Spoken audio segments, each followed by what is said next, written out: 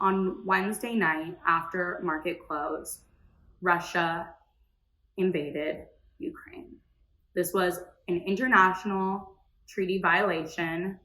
Putin is an authoritarian. He has likely been planning this invasion for years. So this isn't something that suddenly just happened. He's been planning this for years. And yeah, let's talk about it. Yeah. So right now it's still winter in Europe, which, I think has been the best time for this invasion for him, because Germany and France risking losing heat and power to their homes. They're still supplied by 40% of energy. So Russia controls 40% of the energy supply to their homes. So they can't retaliate in any form or fashion. They're kind of just stuck to the cold, and Russia, Mother Russia, freaking they run winter. They need them. Literally, they need them. They rely on them. Fucking Russia. They knew what's up. This is something that we believe has been planned since at least 2014, because like these guys, these crazy power lords, when they have a plan like this, they're gonna have it, they're gonna work on it, develop it, and then set it in motion. And yeah, they don't have a time frame like US politicians do where they're in and out of office in a certain amount of years. Like Putin has been there forever, and he will be there probably till the day that he dies. So he's definitely playing fucking chess, and he's not playing checkers. That's a great way to put it. And sadly, we were on Twitter Spaces last night, which is where we got a lot of our... Shout out Bergevin. Yeah, shout out Bergevin and Stock Talk Weekly. We love you guys. Yeah, they did a killer job. It was kind of the best and quickest way to receive information. They had live streams going the entire time. They were up for 24 hours just reporting any news that they got. They actually had people on Twitter Space speaking that were in other countries or had family members. Just some inside source that was able to kind of tell us what was going on. So, that was a really hard night for us to go through. And everyone. The whole world. I mean, we stayed up sick to our stomachs watching this and wondering what's going to happen. And, honestly, it doesn't look the best for Ukraine. However, Ukraine did say that their military has grown immensely over the past few years, and they're also having help of U.S. weapons.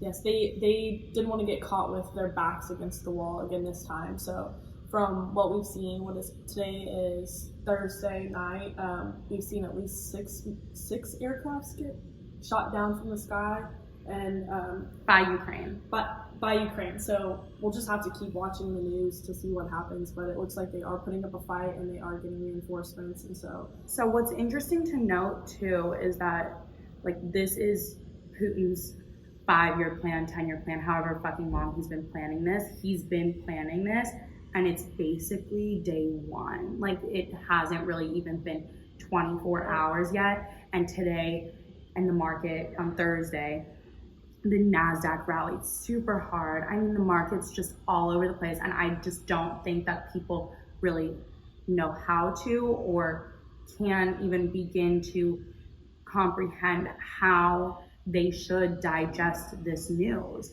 because the NASDAQ was going down, big tech was going down. We were kind of in a bear market on that front. And now with this Russian news, it's almost like the market saw that as bullish today. But you have to remember, this is gonna be bigger than anything that we've seen so far. We're 24 hours in. We're at the very beginning, the first day of we don't know what Putin's plan is.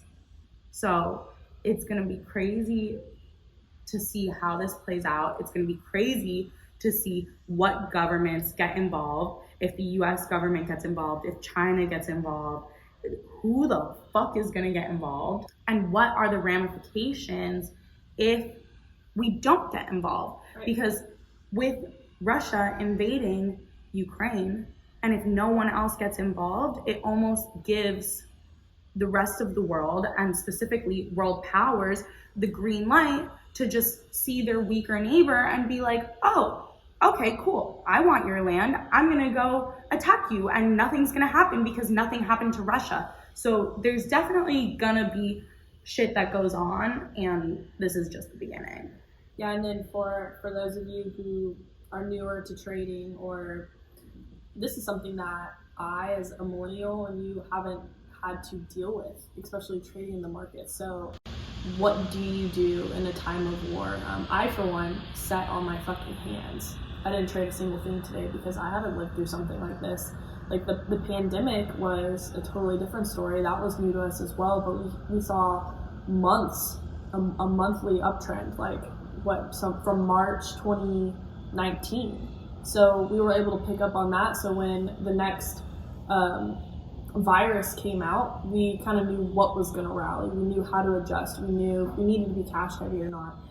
I don't really know what to do right now except to hold some of my positions and really just sit on my hands. So I'm holding the stuff that I like truly believe in, Right. and that has shown me good earnings in Q4.